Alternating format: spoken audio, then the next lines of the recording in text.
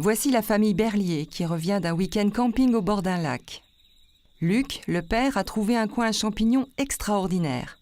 Il a passé des heures en forêt avec son fils Yann. Le dimanche soir, sous la douche, Yann remarque une petite rougeur au creux de l'aisselle, avec une pointe noire au milieu. Une tique.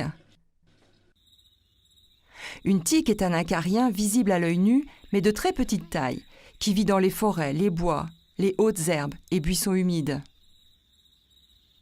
Postée sur des herbes hautes, elle repère sa cible, puis s'accroche à elle. Elle cherche ensuite à piquer les animaux, et parfois l'homme, surtout dans les zones de peau humides et protégées, plis de genoux, aines, aisselles. Grâce à son appareil buccal hérissé d'épines, le rostre, la tique se fixe dans la peau et se nourrit du sang pour se développer. Une piqûre de tique peut provoquer la maladie de Lyme. Une infection souvent sans symptômes, mais qui peut évoluer et devenir invalidante. Plus une tique reste fixée longtemps sur la peau, plus le risque de transmission de la bactérie augmente. Il faut donc retirer la tique le plus rapidement possible.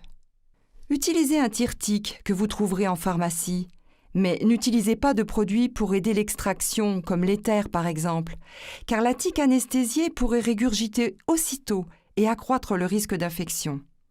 Désinfectez ensuite la zone.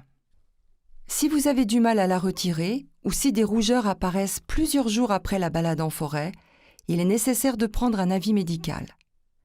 Le médecin jugera si un traitement antibiotique contre la maladie de Lyme est nécessaire. Pour réduire le risque de piqûre de tique, il est recommandé, avant d'aller en forêt, de porter des vêtements longs, couvrant les bras et les jambes, fermés, fixer le bas de pantalon dans les chaussettes, et de couleur claire.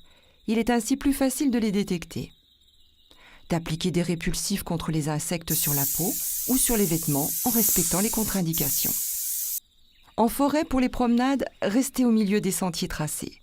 Si vous vous aventurez dans les sous-bois et les hautes herbes, protégez-vous la peau et les cheveux. Les tiques sont en général à moins d'1 mètre du sol.